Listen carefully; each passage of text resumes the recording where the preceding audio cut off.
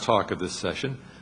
Manish, Karir from Merit, from our sponsors, is going to be talking to us about a concept for using ARP for IPv4 address sharing. Manish?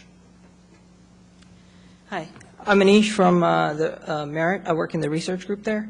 And what we've been working on for the past 8 to 10 months or so is kind of an interesting but really weird idea of trying to see whether we can, what more use we can put ARP to.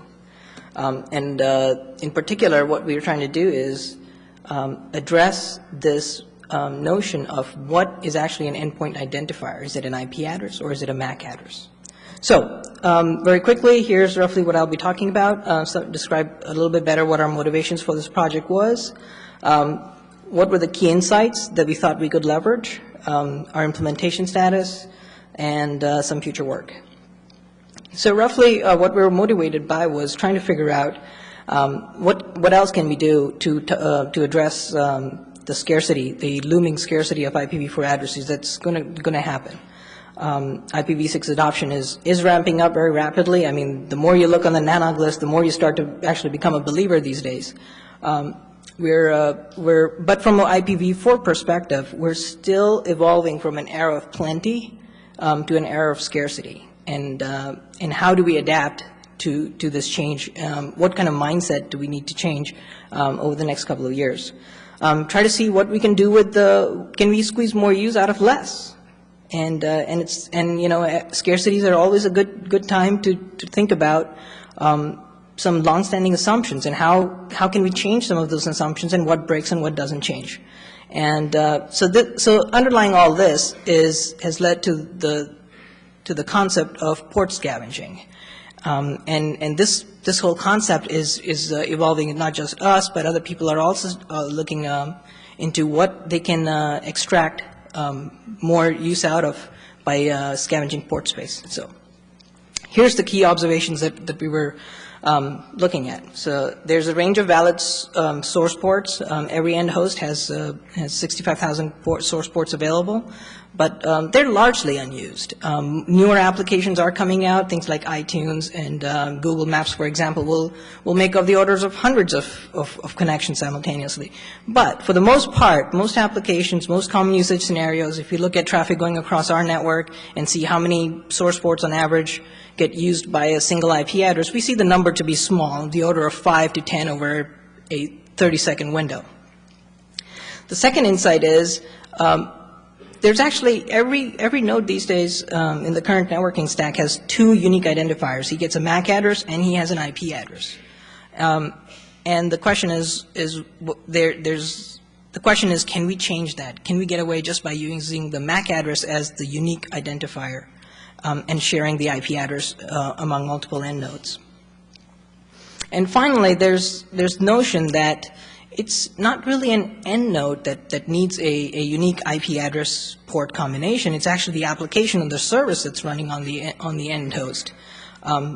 So perhaps it might be possible to essentially hand out a single IP address to multiple hosts as long as you limit the port ranges that they get assigned.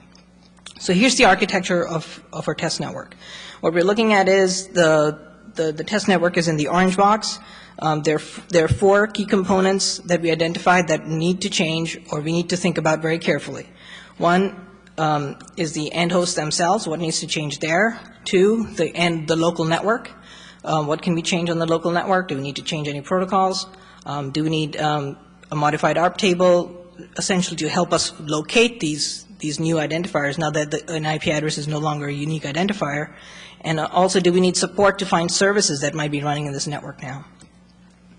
So those components are essentially on the end host. We talk about essentially port range management. This can be done in a couple of different ways. One of them is using DHCP and leveraging some options in DHCP to hand out port range information in addition to IP address information. In Linux, you can also do this right now. You can just hard code your source port range through the proc file system. Second component is the ARP protocol. This is, once again, the ARP protocol itself. When we started to implement our scheme, we realized that the ARP protocol has gone surprisingly untouched in the Linux kernel for the past 10 years. Most of the comments that you see in it are really old, and it hasn't been updated in a while, mainly because it just works and nobody ever looks at ARP. But anyways, what we did was we ended up modifying the ARP implementation. We modified the requests and the ARP responses to include port level information as well. Also, we had to modify the ARP table, because now in addition to IP address to MAC address mapping, we need to have the port information in there as well. And finally, what we realized when we were trying to complete the whole architecture was, well, now that we don't have a unique IP address for it or a unique endpoint anymore, how do we find fixed port services? Services like web servers, email servers, which all need to run, that we locate these days by their fixed and well-known ports. And for that, what we developed was the notion of using DNS as a service locator. In particular, there was a concept which, once again, was developed about 2002, which was the notion of SRV records, which are not widely used, but which were apparently exactly what we needed. They're essentially, SRV records provide you with a way of handing out port information for specific services on endpoints.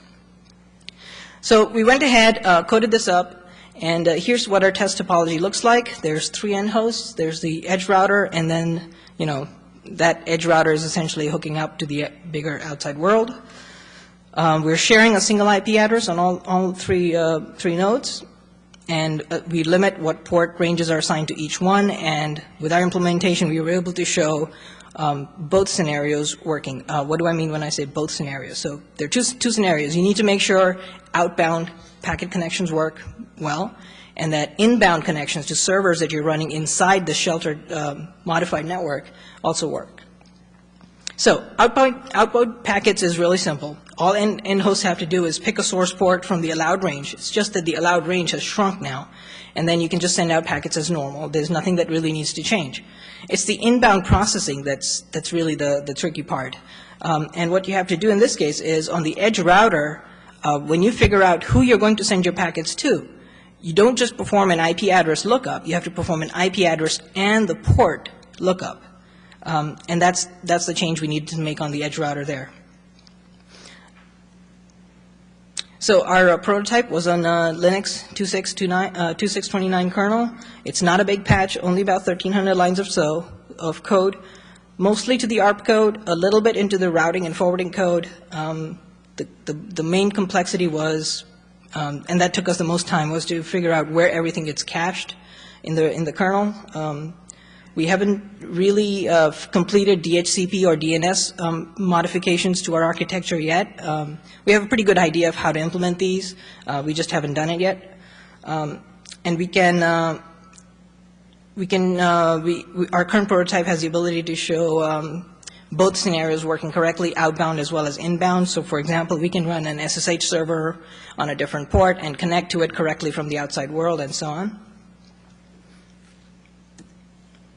Here's the output of what one of these modified end systems actually ends up looking like. If you type ARP-N, you'll see the IP address, and you'll also see the port range that's allocated to that IP address.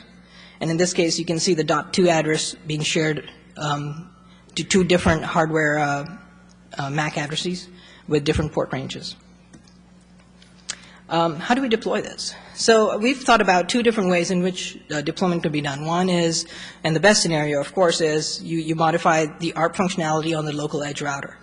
This would only have to be done for sites that want to use this shared IP addressing technique. But then, you know, it's possible to modify ARP there, and as well as on the host so that they are making the right queries.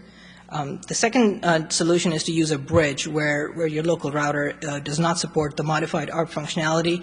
You can drop in a bridge that does support it, and that will provide the modified capabilities. So what are the advantages? Advantages are you don't need to rely on anybody else to get better utilization out of your IP address space. It's incrementally deployable. You can deploy one site. You can deploy a local small office, your home. One of the biggest benefits is it's end-to-end consistent, so there's no device in the middle of the network that's modifying your port information like a NAT would. And you are going to break the one-to-one mapping notion between an IP address and a hardware address, but perhaps that's not a bad thing. Perhaps it's time to question whether the reason for having that one-to-one mapping still is a valid one.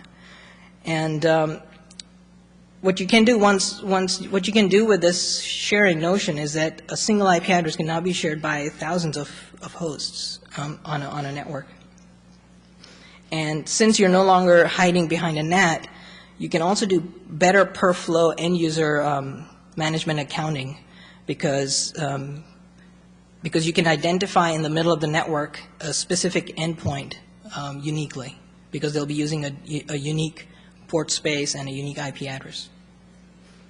Lots of related work in extending the use of IPv4 addresses, but more importantly, what's really interesting these days, and this happened very recently, in July, the recent IETF, July 2009, there have been at least 3 similar or along the same lines proposals, drafts that have been submitted to the IETF, and there's actually an increasing interest in forming a BOF and a working group, and that's sort of being sorted out. So there's plenty of interest in this space right now. So conclusions. So what does PE-ARP really break? It breaks some things. You need to do things a little bit differently. What are the benefits? Well, the benefits are obviously you're getting massive reuse of IP addresses. It's an end-to-end reuse, unlike a NAT scenario, which is not really an end-to-end reuse of IP addresses. We do have working code available, so people are welcome to download and build modified ARPs, ARP kernels.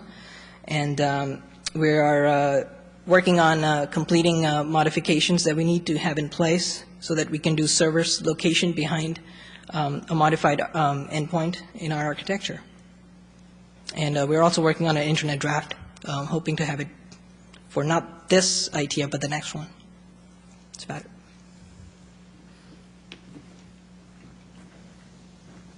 Any questions?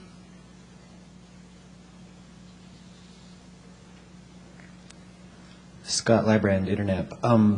It sounds like something that can be implemented using a Wi-Fi router, simple open DDRT or something at the edge, and a couple patched Linux boxes. Is that part of the software that's available? So this is something that you can do in a house if you want to have a /32 and not have NAT and have a bunch of hosts behind it? That's right. We have looked into implementing it on OpenWRTG, which I think is the Wi-Fi firmware available. We haven't done it yet, but yes, it's on our map. The implementation that's available on the website is not that. It's just for the Linux kernel.